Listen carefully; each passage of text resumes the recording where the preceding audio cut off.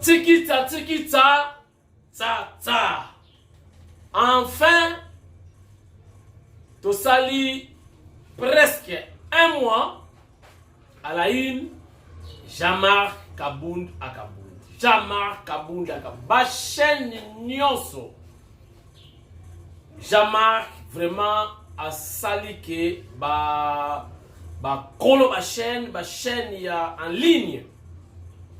Bazui Mongo ba vu ekoti ebele audimat ezalaki makasi na ba radio na ba télé dossier Kabound. Et enfin Makambu et Sili UDPS a tranché, a décidé pour na cas ya Jean-Marc Kabound à Kabound. Émission et bandit avec lui-même les conseillers indépendants du chef de l'État Fachi Beton Fumadi Tunga autoproclamé Nanko. D'abord, je m'excuse. Nalobaki kenalo kende mwanda na keite. Donc, bomoni ngai lisusu na émission ndenge to mesana na keite. Pourquoi beaucoup d'histoires. Mais nous sommes à la télé, on ne peut pas tout dévoiler pour une interprétation mingi ya mabe.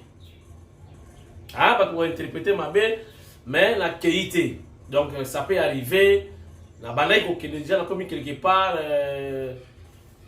et ça dit que na qualité. Si on appelle ça détail union sur ah moni biso to mobile ya na moi eloko yo kingodi ngodi ya. Et ça parce que maloba mususu ke ye et si mes frères au kanisi bat ma ko interpréter ndenge nini parce que ba courant eza ebele eza na bato balingaka fachi eza na bato balingaka fachi te bino tout boto tala ngai soki na lobi pourquoi na kete bato balingaka fachi ba comprendre et puis ba yebi ningi ba raisonner o balingaka te ba ko interpréter ba commentaire mabe. Bref, c'est une partie remise na kenda ka boyebi pe na ko kende kaka. Mais moi, et là au moins mon keka sali ke moi na kende zalaki les sous-soutés. Merci beaucoup. Toleki na biso pas trop de polémique sur ça. Jean-Marc Kabound à Kabound exclu. Donc exclusion. Donc on a lingala. Donc ko bengana. Donc balongolié ba bengani Jean-Marc Kabound à Kabound na ba terme clair na IDPS. Bon, et ça va décision quoi? Bah tout va s'incliner na yango parce que Augustin Kabouya était là. Donc tout le baquet babengani. Mais la ba information na ba recherche na sali moi mouké pour na lalité. Boutou mobimba ba message ba appel. Il y a modèle monde entier. Chers internautes, quelqu'un m'a dit na parti socialiste nyonso ya monde balongola ka mutute mais bazwaka ne ba prendra acte ya auto-exclusion. Mais je crois IDPS azana ba raison na ye oyo amoni que Jean-Marc Kabound à Kabound faut penda kolongola ye na misisa suspension te mais exclusion longwa libera ko engager les IDPS partout aux alliés kolobela IDPS. Donc longwa libera donc kolongola ye mobimba donc ko bengana.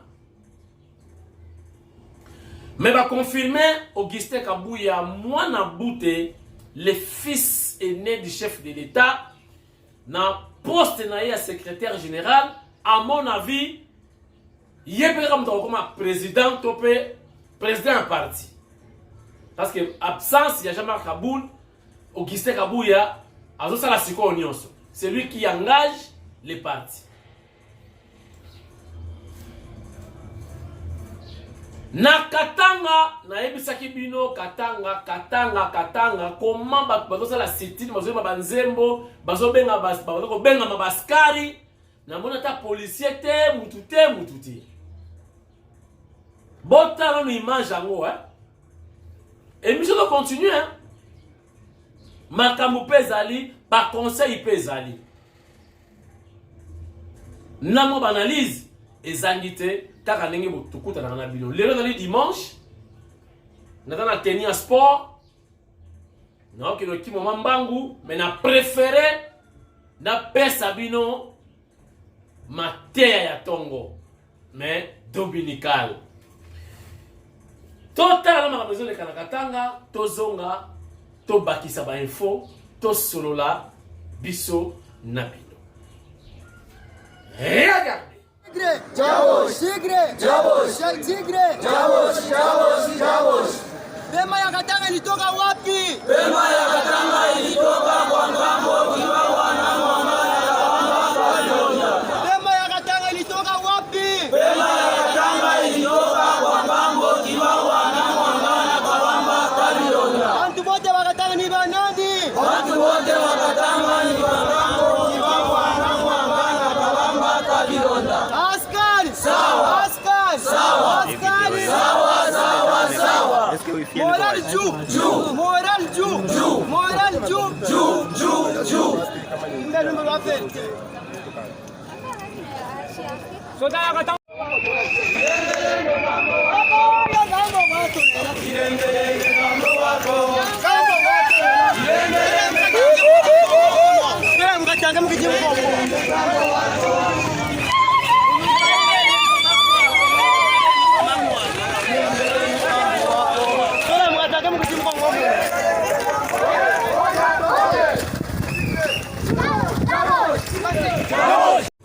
Voilà, nous sommes de retour sur ce plateau mobile de Tindika Télévision. Après ma Katanga, tout la sécurité makasi Katanga la Sarabino tous les jours clair kuna ezati. Alors, boyoka di solo il y a coopérative au Salamaki, il y a pêcheur na Kinkole histoire makamobimi. Je vous informe que Batebele ça s'appelle chef de l'État. Boyebi jour ngo ngana zalaka wana tozelaki chef de l'État, l'événement c'était prévu à 10 h, mais chef de l'État bima qui a presque 18 h.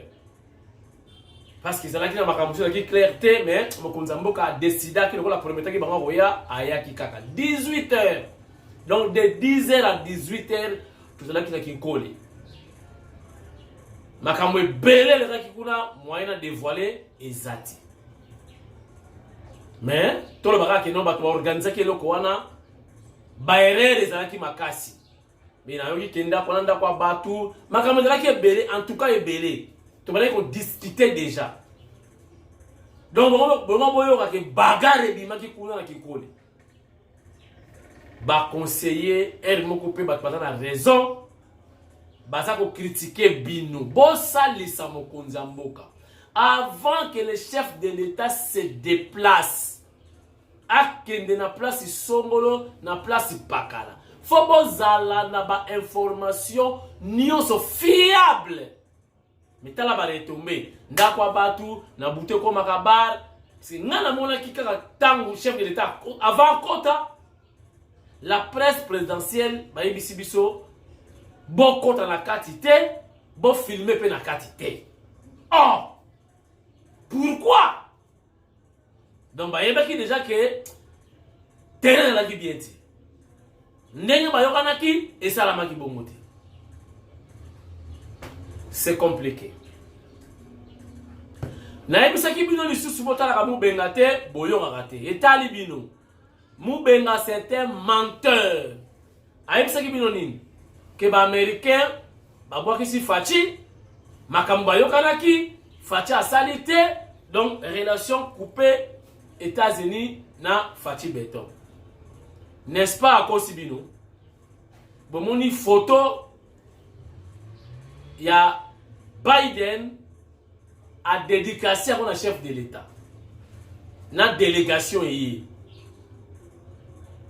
bakutana mokonzi mboka et ba américain ba confirmer et vous allez je crois mbala ya liboso donc ba américain bandimi bazotinda ba investisseur na bango moko baya ko investir siko na Congo ba américain bandimi ba sololi na président total mais mubenga tika lokuta cop na yo RFC ozali missionnaire obandaki mwa bien ozokende mais au RFC olakisi bato mission yo yela pona kosala ba émission donc mission yo yela pona kosala ba émission ozotinda ba militaire basala ndenge basali na Burkina Faso. Est-ce que ça a un sens? Si vraiment Fachi est ton frère, tu peux dire ça à la télé en plus. Batuno sur ça Hollande, y compris les militaires. Ils ont dit incitation.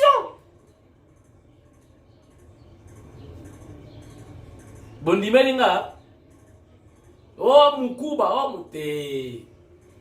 Muluba ni anangwana. Miso lemba zolo lokola tuti.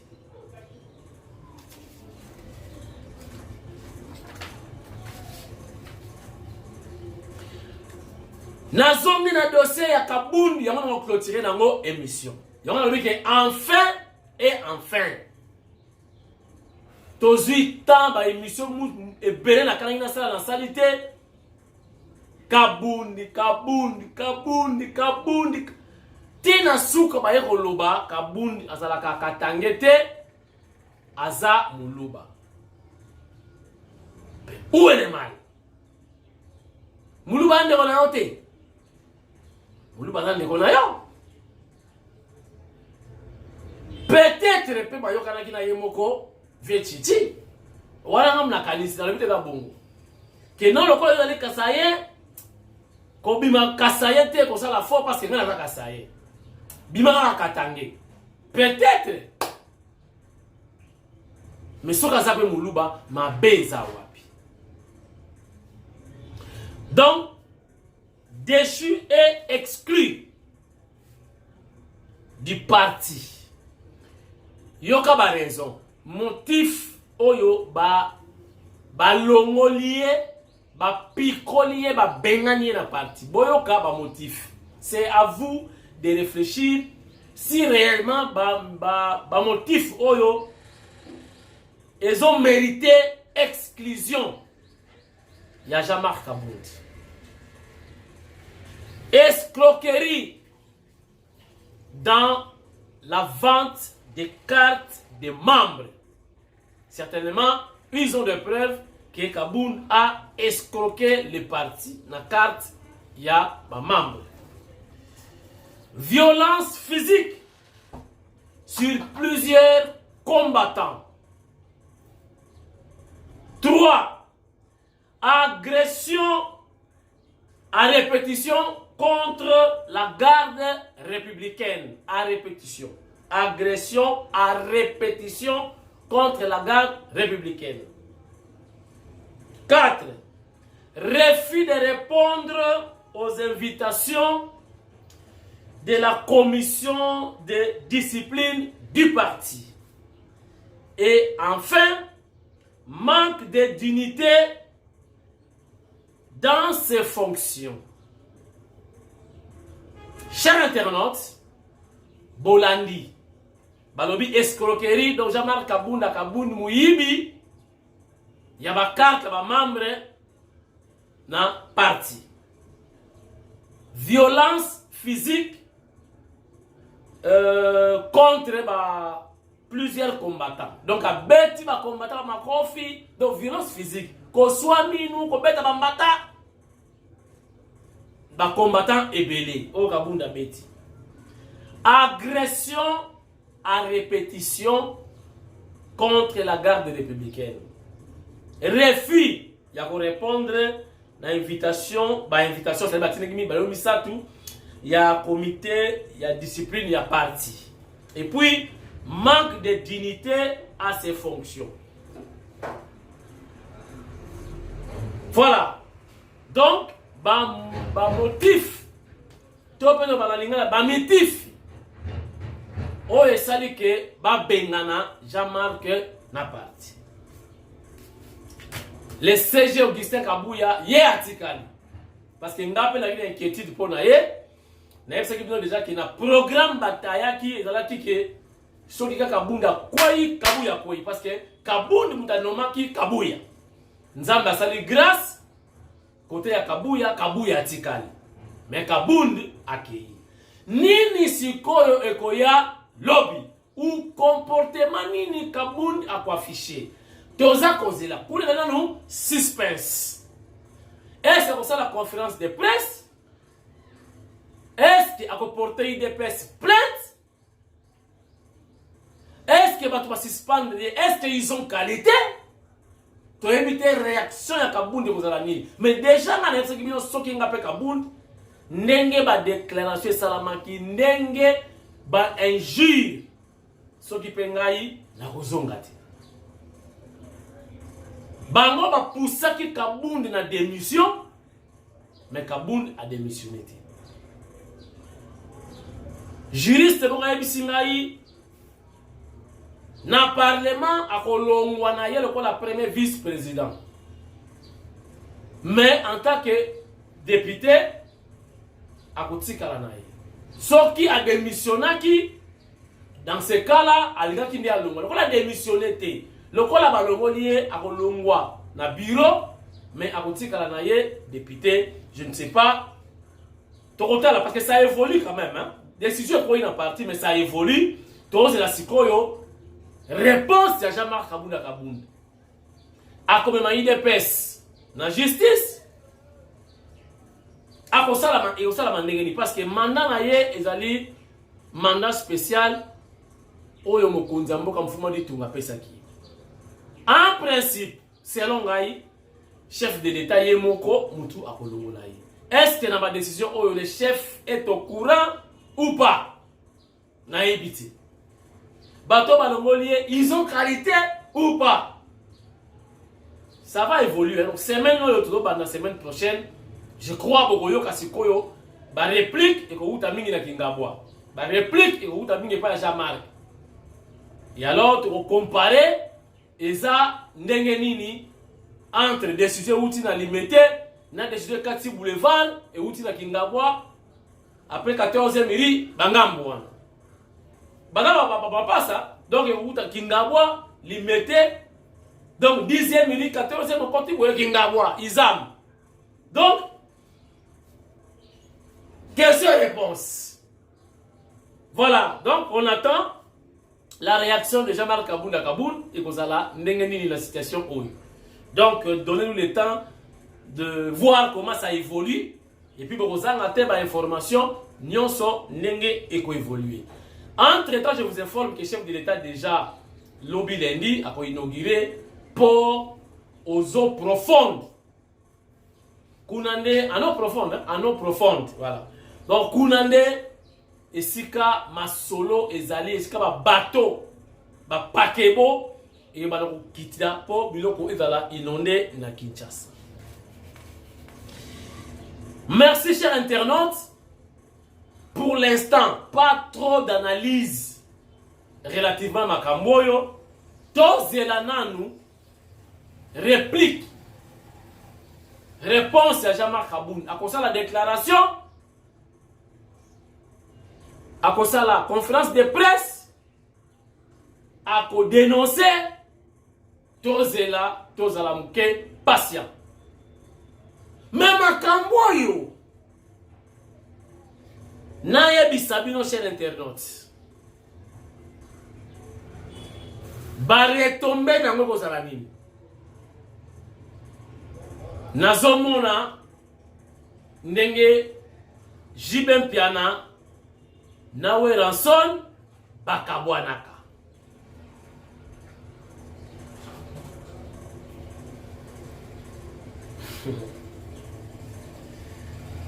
Nazomona bateau bari ko soutenir Weranson. Il a qui pour nini? Pour na mawa. Mawa kaka mawa, wabeka mawa. Jibem Piana ngeko le kana karibu variété. balobi peut-être balongoli Weranson. Mawa wera lobakati. Na mawa wana wera paso ki mwa batu. Est-ce que message exclusion oyo batu oyo ki la Jean-Marc Kabound mawate? Est-ce que moi batu bakolanda payete? Ngana zela ki Kabound a démissionné que ba exclure. Wana selon ngai. Exclusion wana et qu'on peut s'agir Jean-Marc Kabound ata moi batu ndambo pona mawa kaka. Ah basaliye boye. Ça qui congrès. Ah mawe. Bako cha yepe poa. Tozela. Même à Cameroun, les bisibino et Kaboli déjà ba camarade. Les bisibino na wenge. Ba master ba kabwani. C'est vrai hein, on a dit sabino. Nakata parti, to za kamso mi bale, mais nga mingi Kabound. Nga mingi Kabuya. Makamboyo et Kaboli batu. Nakata parti. Et c'est une réalité. Mukobo ke na kingabo bo na bato ya IDPS. Ndeba keku. Nambu ya batu. Bakozala kuna ba mususu batikali pe na base. Ba master bakabwani mabala et kabwani ba famille et kabwani déjà. Et c'est une réalité.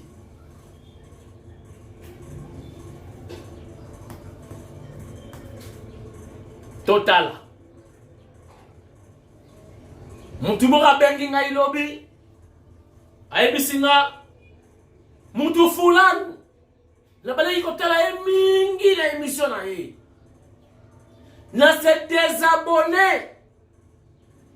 Pour Moutouana, Nandima quitter quels que soient les problèmes, avec au fin à Kabound de Némoina. N'a comprendre. Ah, donc si votre bataille la mission dans l'émission, Batumoussou Balina Jean-Marc Kabound, na IDPS. Bamoussou Balina Kabouya, na IDPS. Parce que Etienne Tshisekedi de Moulumba, Azalaka les sous-soutés, paix à son âme, Atika Bana. Donc on comprendre, ah, Wenge. Batu mususu banako lingaka héritier nakata maison mère. Batu mususu banako lingaka ajani nakata maison mère. Batu mususu banako lingaka Serge Mabiala nakata maison mère. Le soki Mabiala pe ake moi batu balani Mabiala. Jinete ake batu mususu balani be jinete. Tozela, chers internautes, Kabound a se prononcé à Kolobani, Togoye Bakaka. Et puis, to me ko réfléchir moi mingi. Mais pour l'instant, to yebi que Jean-Marc Kabound est chassé. Kobengana, balongo lié na mobimba. Kenya oya lisusuté. Akokufa akokufa te akokweya te akosala parti politique akosala te akosala ba alliance na banani est-ce que akosala candidat to candidat te tokoyeba mikolo ezali koya.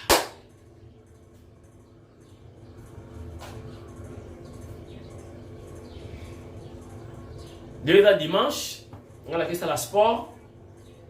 Tokutani nabino. Lobi lendi.